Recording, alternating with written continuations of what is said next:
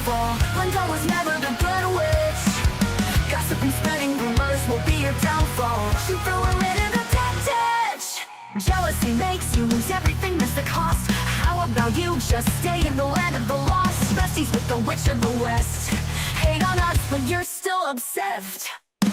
Getting you to be the big bad villain, babe, go get a psychoanalysis. Because I know I'm one in a million, but it's fine, I'll be your protagonist. You're talking too much, we can all hear your whispers. Calling us wicked is a little insulting. You gave them to her, but you can keep the rest with first thoughts. Your word goes, girl, but that's just disgusting.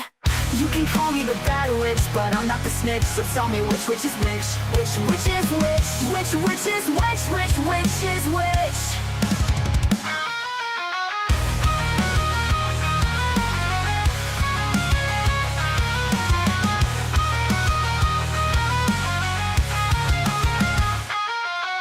Mirror on the wall, who's the saddest one of all? Glenda was never the good witch. Gossip and spreading rumors will be your downfall. She threw her into the dead ditch. Jealousy makes you lose everything, that's the cost. How about you just stay in the land of the lost? Besties with the witch of the west. Hate on us, but you're still obsessed. Hating me to be the big bad villain, babe, go get a psychoanalysis. Because I know I'm one in a million, but it's fine, I'll be your protagonist. Este es un mensaje del pastor John MacArthur, traducido y predicado en español para el mundo de habla hispana. Romanos capítulo 7. Y estamos estudiando los versículos 14 al 25. Y leeremos esos versículos en tan solo un momento para que tenga el flujo de este texto importante en particular. Un joven, más bien trivial y burlón, le preguntó a un predicador en un tono burlón: dice usted que la gente no salva carga con un gran peso de pecado. Francamente, él dijo: no siento nada. ¿Qué tan pesado es el pecado? ¿5 kilos? ¿25 kilos? ¿40 kilos? ¿50 kilos? El predicador pensó por un momento y respondió amablemente: si colocaras un peso de 200 kilos sobre un cadáver, ¿sentiría la carga? El joven rápidamente dijo: claro que no, está muerto. A lo cual el predicador respondió para enseñarle el punto: el espíritu que no conoce a Cristo está igualmente muerto. Y aunque el peso es grande, no siente nada. Pero quiero decirle que el creyente no es tan indiferente hacia el peso del pecado como lo es el incrédulo, sino que más bien, por otro lado, el creyente es hipersensible al pecado. Y habiendo venido a Jesucristo, sus sentidos son despertados a la realidad del pecado. Tal despertar comenzó en su salvación misma, y no es disminuida desde que Él ha sido redimido, sino que más bien continúa volviéndose intensa conforme crece y madura. Dicha sensibilidad motivó a un santo tan grande como Crisóstomo a decir: no temo a nada más que el pecado. Un incrédulo, cuando es confrontado por el mensaje de salvación por la gracia libre en Cristo, dijo: si yo creo en esa doctrina, que la salvación es libre y es una muestra de gracia y solo es un asunto de fe, si pudiera estar seguro de que puedo convertirme de una manera tan fácil, creería y entonces me llenaría de pecado. A lo cual el mensajero del Evangelio respondió: ¿cuánto pecado crees tú que se necesitaría para satisfacer a un verdadero cristiano? La respuesta a eso es: simplemente un poco es más de lo que podemos tolerar. Venir a Jesucristo trae el sentido de pecado al corazón y a la mente. Y yo creo que un verdadero cristiano siente ese peso de pecado de una manera en la que un incrédulo no lo siente en absoluto. Y en caso de que se pregunte si de hecho están muertos a ese peso, recuerde Efesios 2, versículo 1, y Él os dio vida a vosotros cuando estabais muertos en delitos y pecados. Pero un verdadero cristiano se siente sensible al pecado, odia la maldad que está en él, no busca llenar su vida de pecado bajo la gracia, sino que más bien busca vaciar su vida de pecado. Es tan desagradable para él. Ahora, cuando usted ve el Nuevo Testamento, claro, el creyente se vuelve aún más sensible a eso. Encontramos, por ejemplo, en Efesios capítulo 4, versículo 30, que cuando pecamos, el Espíritu Santo es contristado y no buscamos contristar o entristecer al Espíritu Santo. En 1 Corintios 9:27 encontramos que cuando estamos involucrados en pecado, nuestra vida se vuelve impotente. Eso es lo que hizo a Pablo decir que tengo este temor tremendo de que al predicar a otros yo mismo me convierta en alguien inútil. E inclusive el salmista dijo, la alabanza es apropiada para el recto. Como consecuencia, cuando estamos en pecado, descubrimos que inclusive somos inaceptables en nuestra alabanza a Dios, y ninguno de nosotros desea tener una alabanza inaceptable. Jeremías añadió en Jeremías capítulo 5, versículo 25, estas palabras incisivas, vuestros pecados han retenido cosas buenas de vosotros, y ningún cristiano querría que la bendición de Dios le fuera retirada si realmente tuviera la oportunidad y la concentración de pensar en ello. Y además el salmista en el Salmo 51, cuando fue confrontado con su propio pecado, le pidió a Dios que le restaurara el ¿qué? El gozo de su salvación. En Hebreos capítulo 12 encontramos que cuando un creyente peca, es disciplinado por Dios. En 1 Corintios capítulo 3 encontramos que cuando un creyente peca, él es estorbado en su crecimiento espiritual, de tal manera que el apóstol dice, no puedo alimentarlos con lo que me gustaría alimentarlos porque son tan carnales. En 2 Timoteo 2:21, Pablo dice que debemos tener vidas puras para ser vasos aptos para el uso del amo, y entonces cuando el pecado está ahí en nuestras vidas, hace que nuestro servicio sea limitado e inútil. En 1 Corintios 10 y 11 encontramos que el pecado en la vida de un creyente contamina la comunión, y esa es la razón por la que el apóstol dice, antes de que vengan a la mesa del Señor, asegúrense de que limpien su propio corazón delante de Dios. También encontramos que en 1 Corintios 11:30 y en 1 Juan 5:16, y creo que también en Santiago capítulo 1, se hace la indicación de que un creyente en pecado está en peligro de perder su vida. Por no decir nada del hecho supremo de todos los hechos, de que 1 Corintios 6 dice, ¿o ignoráis que vuestro cuerpo es el templo de Dios? En otras palabras, si usted trae su cuerpo en contacto con el pecado, está deshonrando a Dios. ¿Quién de nosotros escoge entristecer al Espíritu Santo? ¿Quién de nosotros en la profundidad de nuestros corazones, como creyentes, realmente quiere entristecer al Espíritu Santo? ¿Quién quiere tener oraciones no contestadas? ¿O desea tener una vida impotente? ¿O quiere ofrecer alabanza inapropiada? ¿Quién de nosotros, cuando realmente miramos en las profundidades de nosotros mismos como personas redimidas, escoge no disfrutar de la bendición de Dios, que no disfrute del gozo, que se le quite el gozo, que enfrente disciplina en su vida, que el crecimiento sea estorbado, que el servicio sea limitado, la comunión sea contaminada y nuestra vida esté en peligro? ¿Quién de nosotros como creyentes anhela deshonrar a Dios?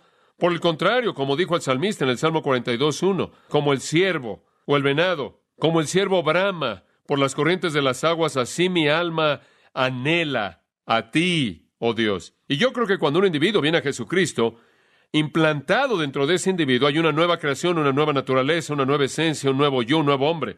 Y que el gran palpitar del corazón y la pasión y el clamor de esa nueva creación es un anhelo por las cosas de Dios.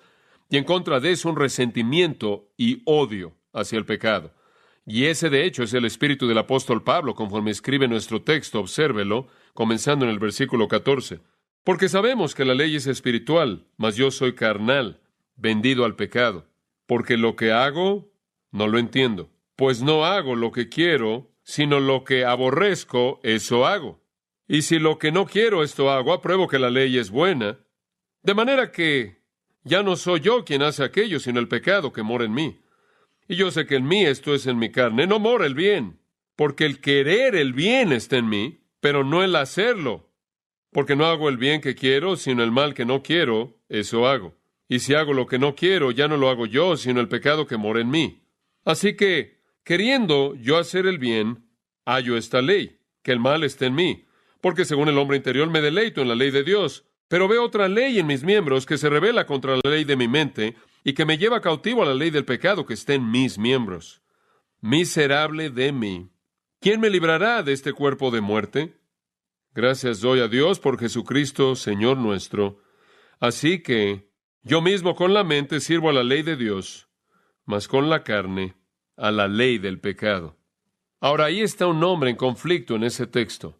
Un hombre en conflicto serio. Ahí está un hombre en ese texto que aborrece el pecado, que odia el pecado, que desprecia el pecado y que ama la justicia y que anhela la ley de Dios.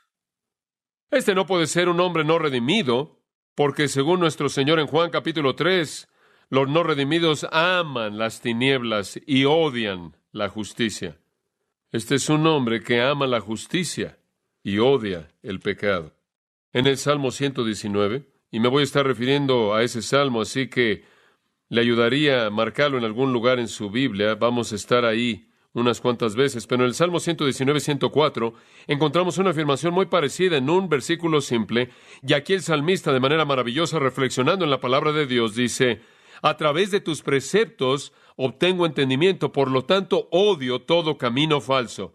Ahí está la esencia del hombre redimido, que anhela el entendimiento de la palabra de Dios, que anhela el cumplimiento de la palabra de Dios y que odia todo camino falso.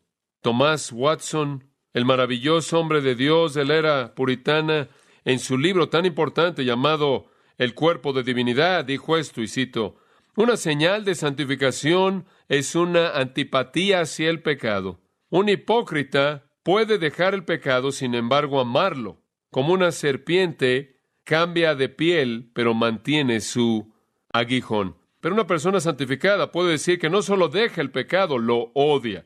Dios ha cambiado tu naturaleza y te ha hecho como una hija de un rey, toda gloriosa por dentro.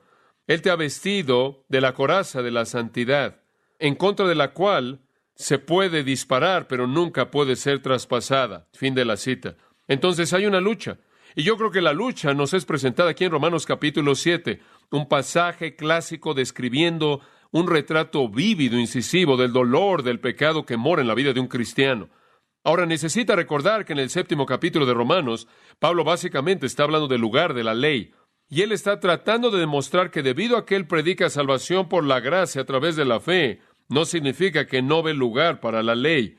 Esto no es decirle a los judíos que estiman la ley que él no la estima. Él simplemente está dándole su función apropiada. Y su función apropiada no es salvar a la gente o santificar a la gente, sino convencerlos de pecado y mostrarles, como indica el versículo 13, la pecaminosidad excesiva del pecado. Y él está señalando que inclusive como un creyente, la ley continúa teniendo la función de demostrarle al cristiano la pecaminosidad excesiva del pecado. Cuando él ve la ley de Dios, la cual su corazón anhela cumplir, y en comparación ve el pecado en su vida, él ama la ley y odia el pecado. Ahora, en medio de este conflicto, encontramos cómo derrama el corazón el apóstol Pablo en primera persona. Yo, mí. Este es su testimonio y el nuestro también. Y el testimonio de su propia lucha espiritualmente con el pecado que mora en él es dado en 3 lamentos. Es un pasaje muy triste. Es un pasaje lleno de tristeza. Es un pasaje muy incisivo. Porque no es con frecuencia que encontramos este tipo de perspectiva de la lucha del apóstol Pablo. Y no es con frecuencia que él lo repite tantas veces. De hecho, conforme leí eso, probablemente notó la repetición del texto. Hay 3 lamentos, y los 3 básicamente dicen lo mismo. Él lamenta su situación, él llora por ella. Su corazón está triste por ella. Él está quebrantado por ella. Y cada lamento tiene 3 partes. La condición en la cual se encuentra a sí mismo, la prueba de esa condición y la fuente de esa condición. Observe el primer lamento a manera de repaso. Lo vimos la semana pasada, versículos 14 al 17. La condición está en el versículo 14, porque sabemos que la ley es espiritual, mas yo soy carnal, vendido al pecado. La ley es espiritual, esto procede del Espíritu Santo. Es activada por la mente y el corazón y la voluntad de Dios. Es santa, justa y buena, dice el versículo 12. Pero yo, en contraste, no soy espiritual. La ley es espiritual y yo no soy espiritual. Ahora dice usted, ¿puede un cristiano decir eso? Sí, en una perspectiva. Esa es una perspectiva que debemos tener apropiadamente de nuestras propias vidas. No somos todo lo que debiéramos ser, ¿verdad? La ley de Dios es espiritual, pero nosotros somos carnales. No somos espirituales, somos carnales. Y aquí él está viendo la batalla, él está viendo su humanidad. Él no está hablando acerca de todo lo que es renovado en él está hablando acerca de lo que no es renovado en él. Su humanidad todavía está ahí. y lo ve cara a cara, y lo ve al rostro. Él se encuentra a sí mismo vendido bajo el pecado, él lo dice en el versículo 23. Él es llevado en cautividad a la ley del pecado que está operando en sus miembros. Él se encuentra a sí mismo todavía siendo victimizado por el pecado, aunque él es redimido. Esta es su condición de lucha. De hecho, en Filipenses capítulo 3, versículo 12, Pablo lo dice de esta manera: no que lo haya alcanzado ya, ni que ya sea perfecto, sino que prosigo por ver si puedo hacer aquello para lo cual fui también nacido por Cristo Jesús. Hermanos, yo mismo no considero haberlo alcanzado ya. En otras palabras, no he llegado ahí. Pero esto hago, olvidando lo que queda atrás y extendiéndome a lo que está por delante. Prosigo a la meta, al premio del supremo llamamiento de Dios en Cristo Jesús, Señor nuestro. Lo que él está diciendo es, yo sé que no he llegado ahí, y eso es todo lo que tiene aquí en Romanos 7. Es un reconocimiento de lo que él no es una perspectiva. No es todo lo que podría ser dicho acerca de él, pero es algo que podría ser dicho acerca de él. No es todo lo que podría ser dicho acerca de mí, el decir que no soy espiritual, pero es verdad acerca de mí el decir que no soy espiritual. No he llegado a ser de manera total lo que seré, ¿verdad? Es una perspectiva no técnica, es una perspectiva, es la misma perspectiva que hizo a Pablo decir, yo soy el primero de los pecadores, 1 Timoteo 1:15. ¿Y qué es lo que usted dice que da esa perspectiva? Bueno, escuche con mucha atención. Es un entendimiento de la ley pura, santa, justa, buena de Dios. Y cuando usted se ve a sí mismo a la luz de esa ley, usted está muy consciente de cuán pecaminoso es usted. Ahora, cuando usted ve a un cristiano, que se llama a sí mismo un cristiano, y parece estar muy contento con su condición espiritual, y quieren asegurarse de que usted sepa cuán santos son y cuán piadosos son, eso no le indica a usted que de hecho son santos, sino que más bien no entienden la palabra de Dios. Esa es evidencia no de su santidad, sino una evidencia de su ignorancia de la palabra, de la ley santa de Dios.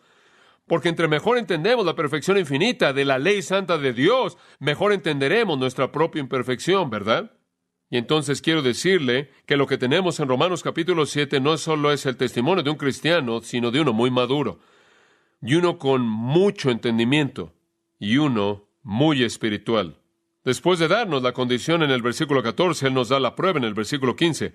Aquí está la prueba de que Él todavía no es todo lo que debería ser, que Él es carnal, porque lo que hago no lo entiendo, o no lo amo, o no escojo hacerlo, pues no hago lo que quiero, sino lo que aborrezco, eso hago. Ahora esa es la prueba. La prueba de que todavía soy carnal es que estoy frustrado, porque veo la gloria infinita de la ley de Dios, veo la santidad magnífica de su estándar y no puedo vivir conforme a ese estándar. Y no estoy satisfecho con qué tan lejos he llegado, solo estoy insatisfecho por lo lejos que estoy de ese estándar. Esa es una perspectiva muy madura. Es algo muy inmaduro pensar que usted realmente ha llegado al máximo nivel de espiritualidad. El apóstol Pablo dice, no lo he alcanzado, no he llegado a eso, sino que prosigo a la meta. Veo la meta y me estoy moviendo, no estoy ahí. Esa es la humildad que viene de una percepción espiritual correcta. En lugar de congratularnos a nosotros mismos acerca de cuán santos somos, si realmente entendemos la ley de Dios, vamos a vernos a nosotros mismos quedando cortos de ella. Y ahí es donde Él está. Y esa es la razón por la que de nuevo esto nos lleva de regreso al quebrantamiento y a la humildad que caracteriza al verdadero seguidor del Salvador. Y después Él habla de la fuente, porque si usted dice, bueno, Pablo, tú eres salvo, tú eres redimido, digo, ¿de dónde viene esto? Versículos 16 y 17 nos dan la respuesta. Y si lo que no quiero esto hago, apruebo que la ley es buena. No hay nada de malo con la ley, porque no la pueda guardar, no quiere decir que está mal. ¿Cuál es tu problema, Pablo?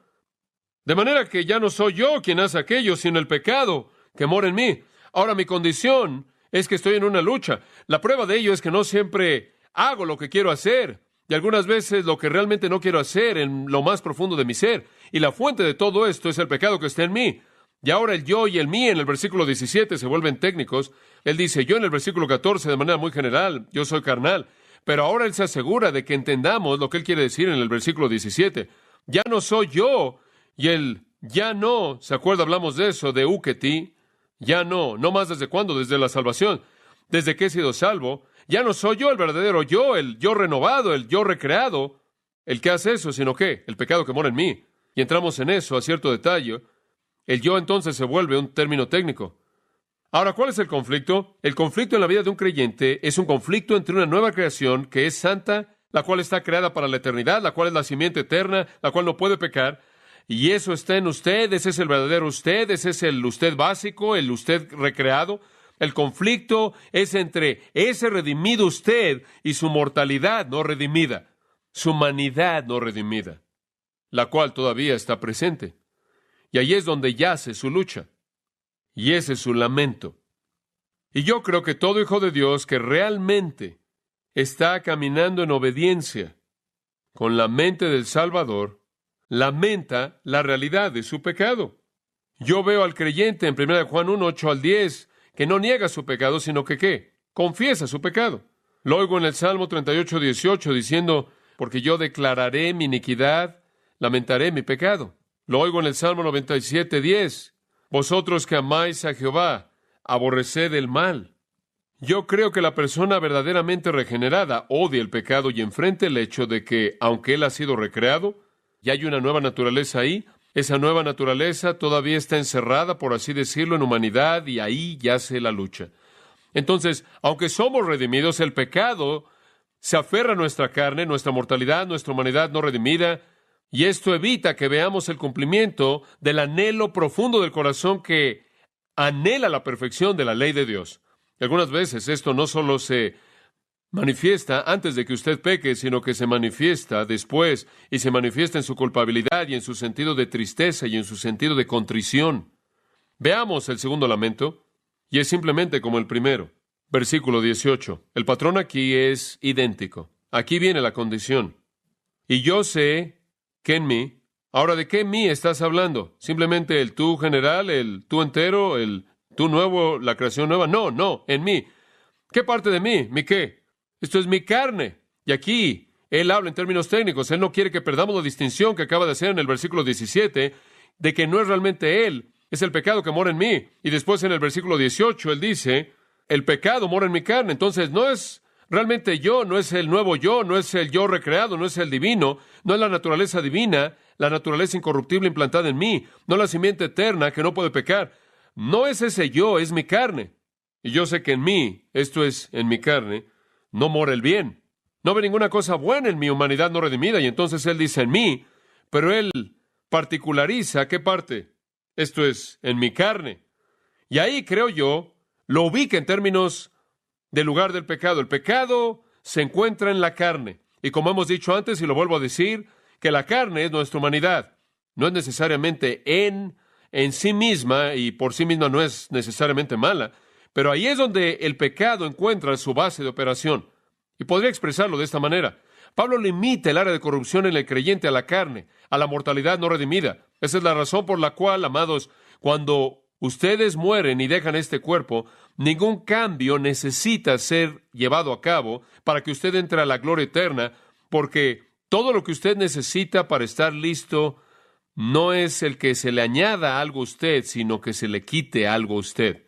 Y entonces él limita el área de pecado al estado caído de su mortalidad no redimida. Ahora note, si es tan amable, que él dice, esto es en mi carne. Él ya no está en la carne, como descubriremos en el capítulo 8, versículos 5 al 8, sino que la carne está, ¿qué? En él. Todavía está ahí. Y por cierto, la gente no salva, solo son carne, carne, carne, carne, carne y nada más. Ahora, la prueba de esta condición es dada en el versículo 18 de nuevo. Y esta es una canción triste, y esa es la razón por la que él lo lamenta una y otra vez. Observa el versículo 18. Aquí está la prueba, a la mitad del versículo. Porque, en otras palabras, lo voy a demostrar. El querer el bien está en mí. En otras palabras, hay algo en mí que quiere hacer lo que está bien, pero no el hacerlo. Ahora, por favor, no lo malentienda aquí. Él no está diciendo, no puedo entender, no sé cómo hacer algo correcto en ningún momento, porque eso no es verdad. Sino lo que él está diciendo es, no lo puedo hacer al grado que mi corazón lo quiere hacer. ¿Se da cuenta? ¿Lo entiende? No lo puedo llevar a cabo de la manera en la que lo quiero hacer.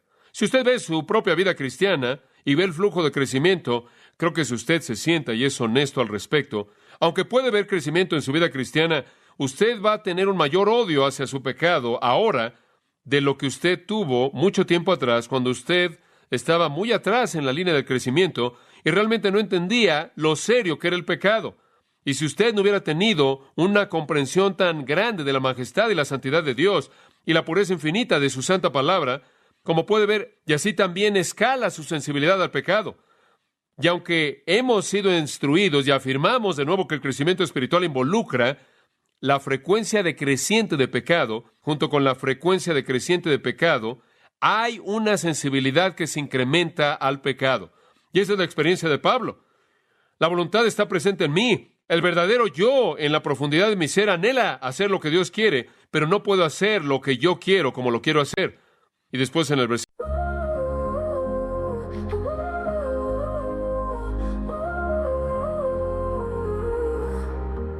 Morning kiss, soft and sweet, a new day's bliss. Midnight bliss, underneath the moon's soft kiss. Hold me tight, in the dark you're my guiding light. Can't resist, in your arms everything feels right. Ah, in every touch my heart ignites anew. My love, there's no more fight. You are a star in the world, you're the brightest spark, shining bright, illuminating every darkened night. In my heart, with you loves a work of art. All the night, in your embrace, I take flight. Ooh, in your light I find my way. Every moment I want to stay. Whisper close, soft secrets that only we know. Feel the glow, in your presence time moves slow. Touch my soul, your love's the fire that makes me whole. Let it shows, together let our true selves unfold. On Hulu, every whisper all our story told. In your eyes, my heart's been sold. You are a star in the world, you're the brightest spark, shining bright, illuminating every darkened night. In my heart, with you loves a work of art. All the night, in your embrace, I take flight. Oh baby, with you every day feels right. In your love I find my light. Stay with me, let's dance under the moonlit sea. Just be free, in your arms I find my plea. In your light I find strength, I find my might. I believe in this love we're meant to be. Ooh, in your light my dreams take flight. With you everything feels right. You are a star in the world, you're the brightest spark, shining bright, illuminating every darkened night. In my heart, with you loves a work of art. All the night, in your embrace, I take flight. Heart, heart, no, together we shine so bright. In your love, my heart's alight.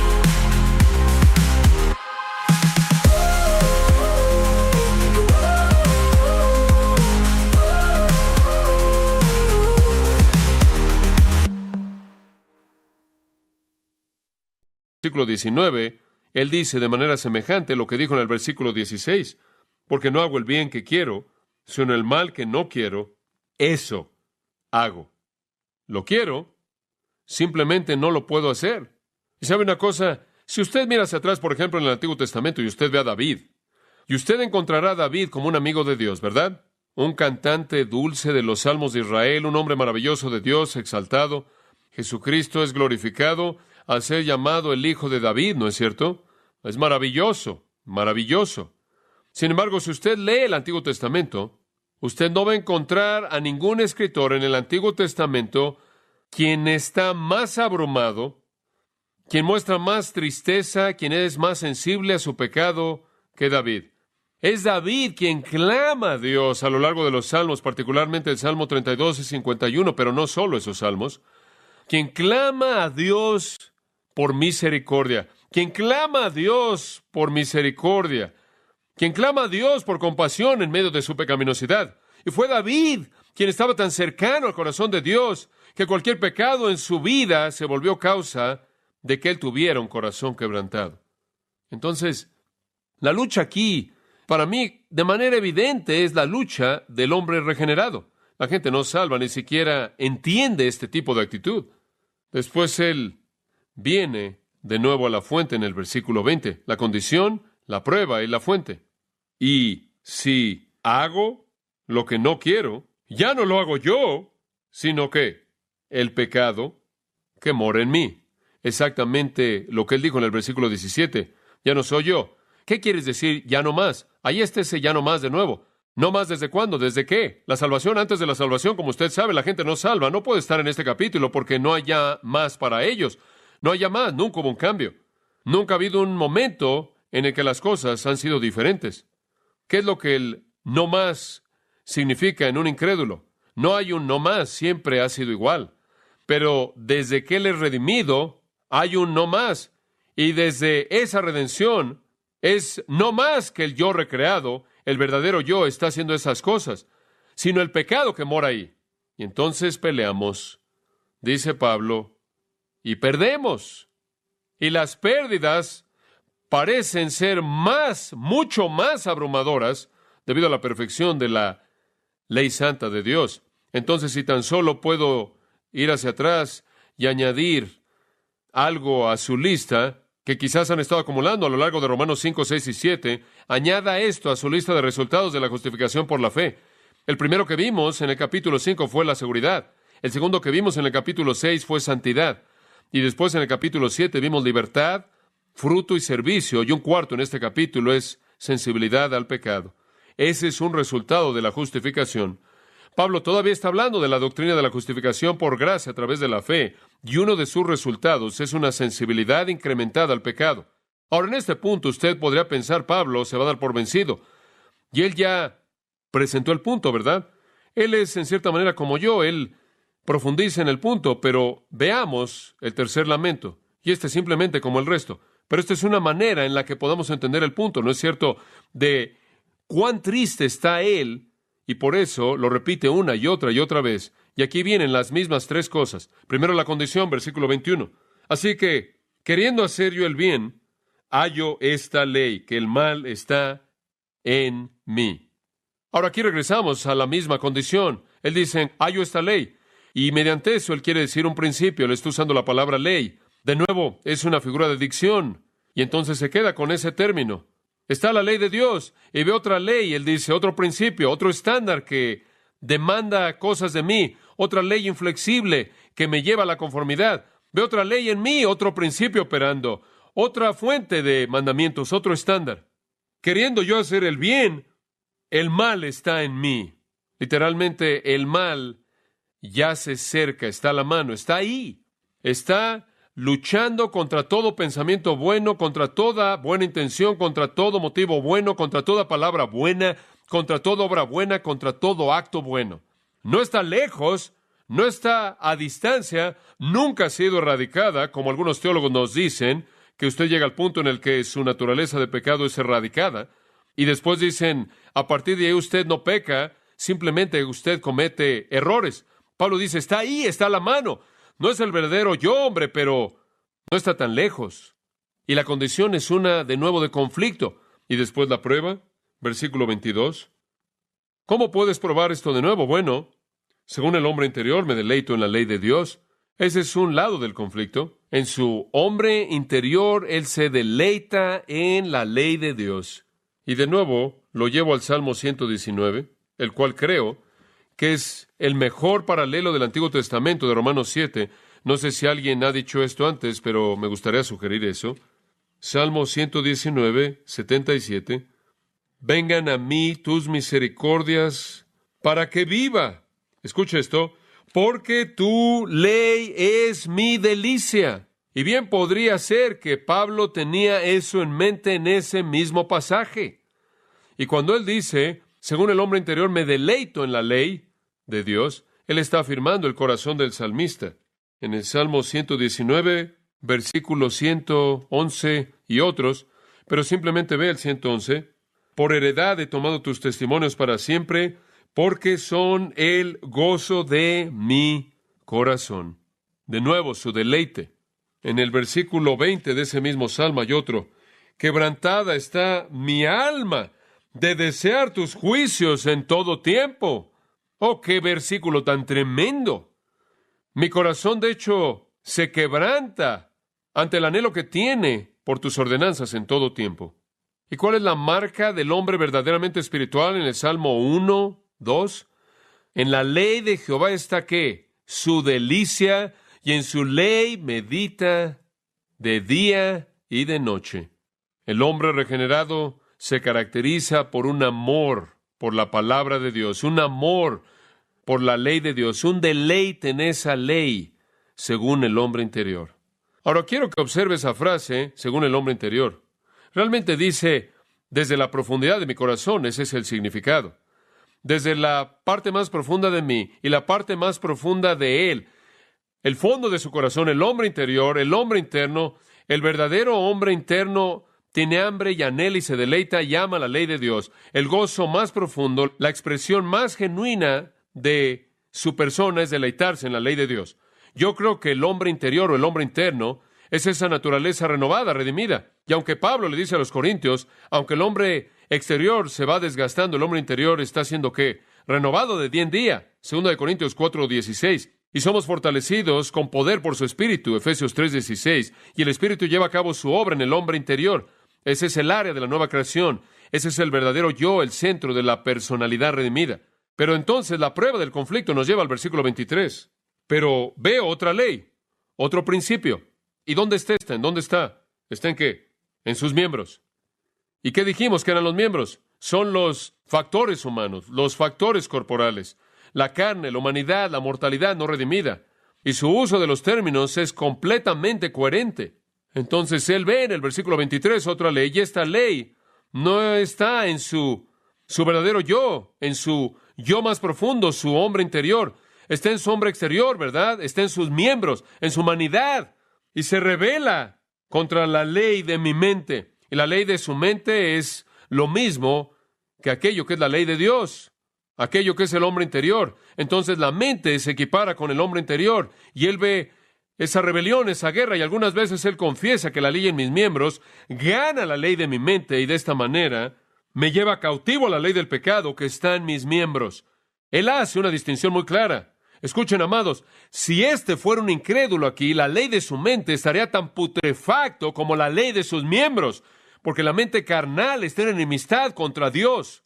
Pero su mente, la cual es su hombre interior, su yo más verdadero, su creación redimida, anhela la ley de Dios y está en guerra contra la ley de sus miembros, los cuales, claro, como dijimos, se refiere a su humanidad. Y observe de nuevo el versículo 23. A veces la batalla va en favor de la ley de sus miembros, y escuche esto, lo lleva a la cautividad. Escuche, eso tendrá que ser una persona redimida, porque la gente no redimida no puede ser llevada cautiva. ¿Por qué? Porque ya están ahí. Pero cuando el pecado gana la victoria en la lucha espiritual, entonces el creyente es llevado en cautividad a ese pecado y se vuelve cautivo a ese pecado. Y entonces él vuelve a demostrar la condición en el versículo 21 y después la prueba. El conflicto entre la ley de su mente, la cual es su hombre interior anhelando las cosas de Dios, y la ley en sus miembros. Y mantenga en mente que de manera coherente a lo largo del capítulo 6, versículos 12, 13 y 19, capítulo 7, versículo 5, y a lo largo de esta parte de esto, en todos esos lugares, él siempre coloca al pecado en los miembros. Las partes corporales es a lo que se refiere. Eso no solo significa la carne, eso significa la mente, los pensamientos, las emociones, todo lo que va con nuestra humanidad, y hay una guerra llevándose a cabo. Ahora quiero que regrese al Salmo 119, y no sé si alguna vez ha notado esto acerca del Salmo 119, pero ve al salmista teniendo la misma guerra, y quiero mostrarle eso. Regresemos en donde nos quedamos, Salmo 119, 20, y quiero retomar ese gran versículo, y después quiero llevarlo a lo largo del Salmo, quizás 10 o 12 versículos, y son muy breves, pero siga de cerca. Quebrantada está mi alma, es un lenguaje muy intenso. Quebrantada está mi alma de desear tus juicios en todo tiempo. Oh, dice usted, esa es una persona espiritual con ese tipo de anhelo que quebranta su corazón por las cosas de Dios. Después ve al versículo 70. Se engrosó el corazón de ellos como sebo del orgulloso. Mas yo en tu ley me he regocijado. Vaya al versículo 81. Desfallece mi alma por tu salvación, mas espero en tu palabra. Desfallecieron mis ojos por tu palabra, diciendo, ¿cuándo me consolarás? Porque estoy como el odre al humo, pero no he olvidado tus estatutos. Me estoy secando, necesito tu ley. Desesperadamente me siento tan aislado de ella. Y aquí está este corazón anhelando la ley de Dios, versículo 92. Si tu ley no hubiese sido mi delicia, ya en mi aflicción hubiera perecido. Versículo 97 lo resume. Oh, cuánto amo yo tu ley. Todo el día es ella mi meditación. Versículo 113. Aborrezco a los hombres hipócritas, mas amo tu ley. Tan vívido. Versículo 131. Mi boca abrí y suspiré. Dices, ¿ha estado corriendo por mucho tiempo? No, porque deseaba tus mandamientos. ¿Ha experimentado usted eso? Esa es un hambre profunda por el mandamiento. Usted no duda acerca de la espiritualidad de este hombre. Versículo 143. Aflicción y angustia se han apoderado de mí, mas tus mandamientos fueron mi delicia. Versículo 163. La mentira aborrezco y abomino, tu ley amo. Versículo 165. Mucha paz tienen los que aman tu ley, y no hay para ellos tropiezo. Versículo 174. He deseado tu salvación, oh Jehová, y tu ley es mi delicia. Ahora ya para cuando usted llega al 174, usted se dice a sí mismo, este hombre es tan espiritual, tú sabes, es intimidante. Y usted literalmente se desmaya por el último versículo en el Salmo. ¿Qué dice? Yo anduve errante como oveja extraviada, busca a tu siervo, porque no me he olvidado de tus mandamientos. Dice usted, espera un momento, este hombre realmente está en la cima. ¿Qué estás haciendo al terminar así? ¿Sabe usted lo que él dice? Amo tu ley. Y al final él dice, pero me he desviado. Como puede ver, él estaba exactamente en donde Pablo estaba, ¿no es cierto? Mismo conflicto. No es diferente. Ahora regresemos a Romanos 7. ¿Cuál es la fuente? La prueba está en la primera parte del versículo 23, donde dice, pero veo otra ley en mis miembros, que se rebela contra la ley de mi mente y que me lleva cautivo a la ley del pecado que está en mis miembros. ¿Cuál es la fuente? Bueno, está ahí, en ese mismo versículo. Que me lleva cautivo a la ley. ¿De qué? Del pecado que está en mis miembros. ¿Por qué peca usted? ¿Por qué peca usted? ¿Porque Dios no hizo un buen trabajo cuando lo salvó usted? ¿Porque su nueva naturaleza no está completa? ¿Porque no está preparado para el cielo todavía y todavía tiene que ganarse su derecho de entrar? No. ¿Por qué peca? ¿Por qué? Porque el pecado todavía está en usted, en su humanidad. Y tiene que ser un creyente porque los incrédulos no son llevados cautivos al pecado, ya están ahí. Y sus miembros, su humanidad, incluye su mente y su emoción, sus sentimientos, su cuerpo y todas esas cosas. En 2 Corintios, capítulo 10, versículo 3, porque aunque andamos en la carne, no peleamos según la carne, porque las armas de nuestra milicia no son carnales, sino poderosas en Dios para la destrucción de fortalezas. Me encanta eso. Él dice, ¿saben una cosa? Aunque tenemos que andar caminando en esta carne, cuando usted habla del verdadero yo, realmente no es carne en absoluto, ¿verdad? Las armas con las que peleamos no son carnales, son espirituales. 3 lamentos, y enfatizan la condición del creyente, es una condición de conflicto. Enfatizan la prueba de eso, la incapacidad de hacer la voluntad de Dios al grado que sabemos que debemos hacerlo. Y enfatizan la fuente de eso, el pecado que mora en el creyente. El verdadero creyente, el creyente espiritual, el creyente piadoso, clama por ser liberado de esto. Y como si 3 lamentos no fueran suficientes, él expresa una queja de dolor en el versículo 24. Una queja de dolor que excede a los otros lamentos.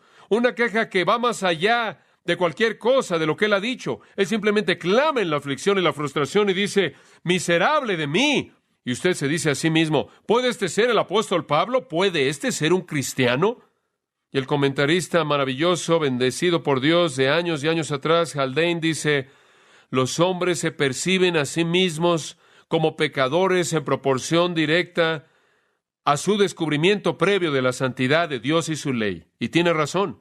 Este es un creyente quien dice, oh miserable de mí. Él quiere ser todo lo que Dios quiere que él sea. El salmista clama en el Salmo 6, Jehová, no me castigues en tu ira ni me reprendas en tu enojo. Ten misericordia de mí, oh Jehová, porque soy débil. Oh Jehová, sáname, porque mis huesos están heridos, mi alma está aterrada, quiere decir. Pero tú, oh Jehová, ¿hasta cuándo? Regreso, Jehová, libra mi alma, sálvame por causa de tu misericordia, porque en la muerte no hay memoria de ti. En el Seol, ¿quién te alabará? Estoy cansado con mi gemir. En las noches estoy en mi cama y lleno de lágrimas mi cama. Y lo que el salmista está diciendo es esto: estoy tan cansado de no ser todo lo que debo ser. En el Salmo 38, Jehová, no me reprendas en tu furor ni me castigues en tu ira, porque tus saetas cayeron sobre mí ha descendido tu mano. Nada sano hay en mi carne a causa de tu ira, ni hay paz en mis huesos a causa de mi pecado. Porque mis iniquidades se han agravado sobre mi cabeza, como carga pesada se han agravado sobre mí. Hieden y supuran mis llagas a causa de mi locura. Estoy encorvado, estoy humillado en gran manera, ando enlutado todo el día, porque mis lomos están llenos de ardor y nada hay sano en mi carne. Estoy debilitado y molido en gran manera, gimo a causa de la conmoción de mi corazón. Señor, delante de ti están todos mis deseos. Dice usted, si todo tu deseo está delante de él, ¿cómo puede estar en ese desastre? Ahí está la batalla, ¿no es cierto? Y David está diciendo lo mismo que Pablo. Miserable de mí. Mi corazón anhela, mi fortaleza me falla. Él quería ser más de lo que él era. Él se encontró, se halló a sí mismo debilitado por su humanidad. En el Salmo 130, de lo profundo, Jehová, a ti clamo. Señor, oye mi voz, estén atentos tus oídos a la voz de mi súplica. Si mirares los pecados, ¿quién, oh Señor, podrá mantenerse? Pero en ti hay perdón para que sea reverenciado. Esperé yo a Jehová, esperó mi alma en su palabra. He esperado. Aquí de nuevo clamando a partir del pecado. Alguien que es piadoso. Así son los redimidos. Miserable de mí. Y después él hace una pregunta en el versículo 24. ¿Quién me librará de este cuerpo de muerte? Mantenga en mente de nuevo en dónde está su problema. ¿Está en su qué? En su cuerpo. ¿Y es un cuerpo de qué? De muerte. La palabra librará es la palabra rescate. Es usada para señalar el acto de un soldado que corre a su camarada en medio de una batalla y él lo rescata del enemigo. Y el cuerpo de muerte es muy interesante. Literalmente se refiere al cuerpo que está sujeto al pecado y a la muerte. Es la mortalidad no redimida de nuevo. Y de nuevo, los términos son coherentes. Es el cuerpo, los miembros, la carne. Se ha reportado que cerca de Tarso, en donde Saulo nació, había una tribu de personas que aplicaban una pena terrible en contra de un homicida. Cuando una persona asesinaba a alguien, su costumbre consistía en amarrar el cadáver muerto al asesino cara a cara, nariz con nariz, pecho a pecho, muslo con muslo, pie con pie. Ese era el castigo hasta que la putrefacción del cuerpo muerto mataba al asesino. Y estaba amarrado con tanta fuerza que no podía liberarse a sí mismo. Y solo se necesitaban unos cuantos días para que la corrupción de la muerte pasara al vivo y le quitara la vida. Y Pablo se ve a sí mismo y ve eso en su propio caso y percibe que está cara a cara, pecho a pecho, muslo a muslo, a algo que está muerto y corrupto y que lo está matando y clama, miserable de mí, ¿quién me librará? ¿Hay esperanza? Hay esperanza. Versículo 25. Gracias doy a Dios por Jesucristo, Señor nuestro. Eso se oye como triunfo para mí, ¿no es cierto? Eso es certeza. ¿Qué estás diciendo, Pablo? ¿Es esto algún tipo de situación mística? ¿Cómo es que eres liberado del conflicto? Por Jesucristo, Señor nuestro. ¿Qué es lo que Él tiene en mente? Yo creo que lo que Él tiene en mente es expresado en el capítulo 8 de Romanos. Comenzando en el versículo 18, y vamos a entrar en esto más adelante. Pues tengo por cierto que las aflicciones del tiempo presente no son comparables con la gloria venidera que en nosotros ha de manifestarse. Y después Él habla acerca de la creación, anhelando la manifestación plena. Pasa al versículo 23. Y no solo ella, esto no solo la creación gime, anhelando su gloria, sino que también nosotros mismos que tenemos las primicias del Espíritu. En otras palabras, tenemos al Espíritu Santo que mora en nosotros. Tenemos la nueva creación, tenemos la simiente eterna, tenemos la naturaleza divina. Y está ahí en nosotros, pero nosotros también gemimos dentro de nosotros mismos, esperando la adopción, la redención de nuestro ¿qué? De nuestro cuerpo. Como puede ver, estamos esperando la fase final de salvación porque en esperanza fuimos salvos. Todavía estamos esperando ese día, cuando seamos liberados de manera total y redimidos en cuerpo como también en alma. Y yo creo que eso es lo que Pablo espera en el 7:25. Doy gracias a Dios, él dice, que el final del conflicto está por venir a través del Señor Jesucristo. Y va a venir cuando Él aparezca, cuando seamos glorificados o cuando entramos en su presencia y seamos glorificados. Allí es cuando el fin viene, el fin de la batalla. ¿Quiere oírlo en las palabras de Pablo en 1 Corintios 15? Aquí está. Cuando esto corruptible se vista de incorruptible y cuando esto mortal se vista de inmortalidad. Eso es cuando él dice en el versículo 57, gracias sean dadas a Dios, quien nos da la victoria a través de nuestro Señor Jesucristo. Casi en la misma frase que él usa en Romanos 7:25. Y aquí él dice, gracias doy a Dios por Jesucristo, Señor nuestro. Y es el mismo día que él ve cuando esto mortal se vestirá de inmortalidad y esto corruptible se vestirá de incorruptible. Entonces él está mirando hacia adelante al momento de redención y él dice, lo veo y viene. Y estoy viviendo en esperanza que de hecho va a venir. Es lo mismo que él tiene en mente en 2 Corintios 5:4, cuando él dice, estamos en este tabernáculo y gemimos. ¿Por qué? Porque estamos cargados con nuestra humanidad y no queremos ser desvestidos, sino revestidos cuando la mortalidad sea tragada, absorbida por la vida. Es una gran verdad. Esperamos ese día. Es el mismo día que él tenía en mente al escribir a los filipenses, cuando esperamos al Salvador, al Señor Jesucristo, quien transformará el cuerpo de la humillación nuestra para que sea a semejanza de el cuerpo de la gloria suya. Esa es una esperanza triunfal, ¿no es cierto? Mientras tanto, versículo 25, hasta ese entonces, así que yo mismo con la mente sirvo a la ley de Dios, mas con la carne a la ley del pecado. ¿Sabe lo que él está diciendo? Hasta ese día, la batalla que sigue y sigue mientras que permanezcamos en la carne. Y continuamos clamando con Tennyson, oh, que un nuevo hombre se levante dentro de mí y someta al hombre que soy. Entonces la batalla no se va a acabar hasta que Jesús nos dé inmortalidad y lo incorruptible. Liberación completa espera hasta la glorificación. Ese es el punto. Pero eso no quiere decir que no podemos experimentar victoria aquí y ahora, ¿verdad? Y ese es el capítulo 8. Y ese es para 2 semanas a partir de esta noche. Pero entre ahora y ese entonces, el Espíritu Santo le va a ayudar a usted. Inclinémonos en oración. Quiero que tan solo tenga una palabra de oración en silencio conmigo por un momento. Y quiero que haga 2 cosas. En primer lugar, quiero que le agradezca a Dios por la nueva criatura que usted es. ¿Será tan amable de hacer eso? Que usted ha sido hecho nuevo en Cristo, listo para el cielo. ¿Será tan amable en agradecerle a Él por eso? Y después, ¿podría confesarle a Él que aunque usted ama su ley y usted anhela hacerla, hay algo en usted que se revela que lucha en contra de eso? ¿Y podría tan solo confesarle eso a Él con tristeza en su corazón y pedir que Él le dé a usted victoria, a usted victoria, a usted victoria, a usted victoria, a usted victoria, a usted victoria?